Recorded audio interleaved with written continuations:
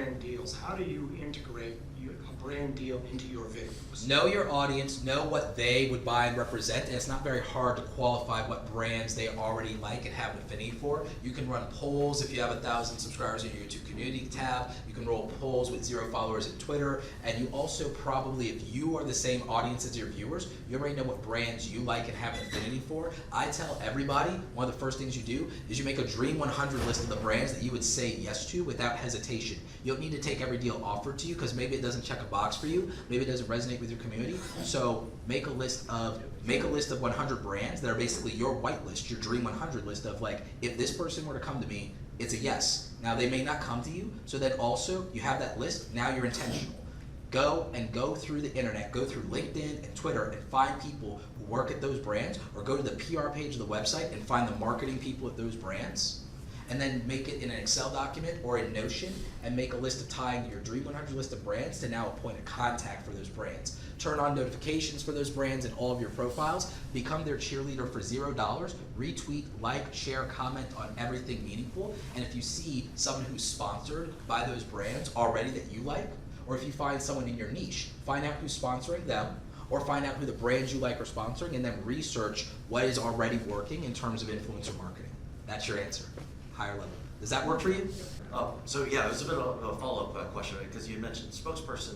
How do those deals get valued, I guess? Because like maybe you don't have a large audience. Like, what are you seeing, I guess? That, So here's the thing. There's no static numbers for that because every niche is different, and every content creator is different, and every brand is different, and then it also depends on the market that they're trying to reach, regionally, demographically, age-wise. That's why all these platforms that try to either do calculations of it arbitrarily just based off of your statistics, your numbers, and your views, it's not contextual, and it doesn't represent the value of, again, what if the deal is not your audience? What if the deal is making content for the brand? But the reality is, I have to work usually with people one-on-one to price and package their brand deals, because for one thing, most people do not have a media kit that frames, here are the opportunities to work with me. So here is the opportunity to work with me on my channel, here's the opportunity for me to work at your channels, here's the opportunity to work at your booth if you're at an event, here's the opportunity to be on my different platforms, here's the different platforms I have, here's what like it might be if you decide to make me the host of an event or of a podcast. You have to consider that there might be 6 or 8 different things you can offer.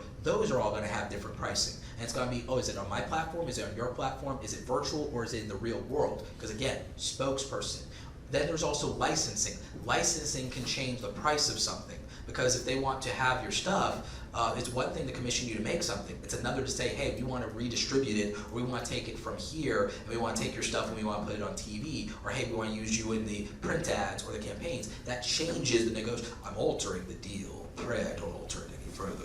Like, so you see what I'm saying? So the thing is, you cannot do speculative pricing based on audience size or reach, because it ignores the context of the nuances of a deal and the legalities of a deal, both in terms of licensing your likeness and the media itself. Also, there can be negotiations for ownership, there can be negotiations on length, there can be negotiations on creative control and your allowances. There can also be things like what end up being, they legalese turns defamatory or clauses into morality clauses in some way, or disparagement clauses then become morality clauses. They will not, you'll never see the word morality clause, I think, in most of the contracts for a brand deal.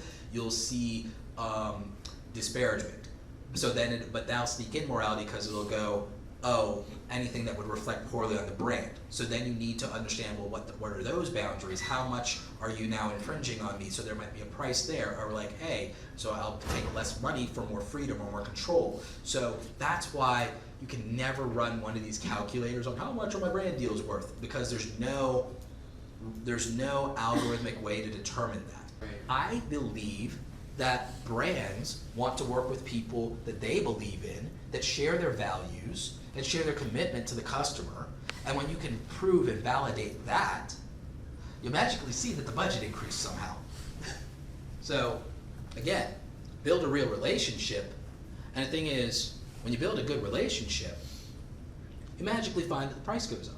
Yeah. You'll magically find that you're valued more. You'll magically find yourself making more money or being offered more money than you would have had the courage to ask for, because once you show up and you shine authentically, you'll find that you were going to underprice You were going to underprice, and you might find that they valued and respected you more than you did yourself, which is very humbling. Believe it or not, it's actually humbling to hear a bigger number than you were going to ask for. People would think it'd give you an ego and inflate your sense of self. It's actually humbling because you realize that it's like, I don't respect my gifts enough, and I might need to do something about that. I might need to work on myself a little bit. That's huge.